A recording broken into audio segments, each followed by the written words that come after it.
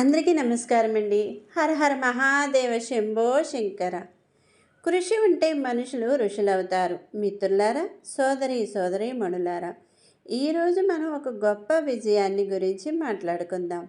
అది కృషి అంటే కేవలం శ్రమ కాదు, అది ఒక పట్టుదల, ఒక తపస్సు. మనందరిలో ఏదో ఒక కోరిక ఉంటుంది, ఏదో ఒక లక్ష్యం ఉంటుంది. ఆ లక్ష్యాన్ని చేరుకోవాలంటే కేవలం కలలు కనడం సరిపోదు. ఆ కలలను నిజం చేసుకోవడానికి మనం నిరంతరం కృషి చేయాలి.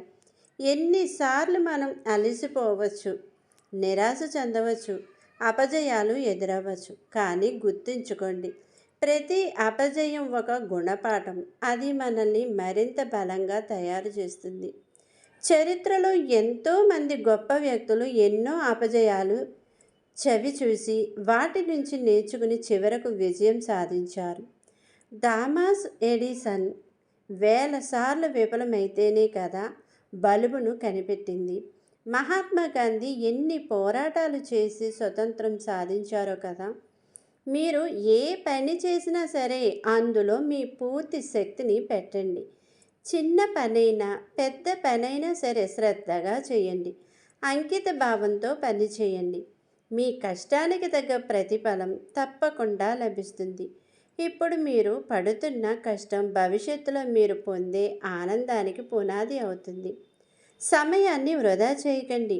ప్రతి క్షణం విలువైనదే. ప్రతిరోజు మీరు మీ లక్ష్యం వైపు ఒక అడుగు వేయండి.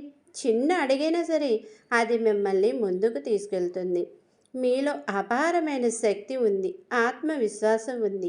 వాటిని ఉపయోగించుకోండి. మీ కలలను నిజం చేసుకోవడానికి ధైర్యంగా ముందుకు సాగండి. గుర్తుంచుకోండి, మీరు ఏదైనా సాధించగలరు.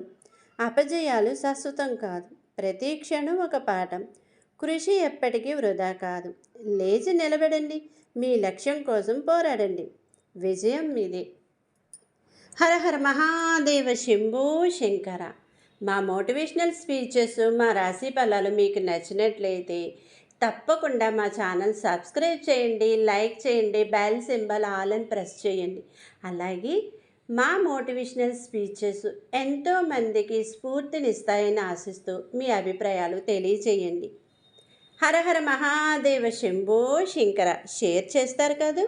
మీ శ్రేయోభిలాషి మహేశ్వరి. నమస్కారం.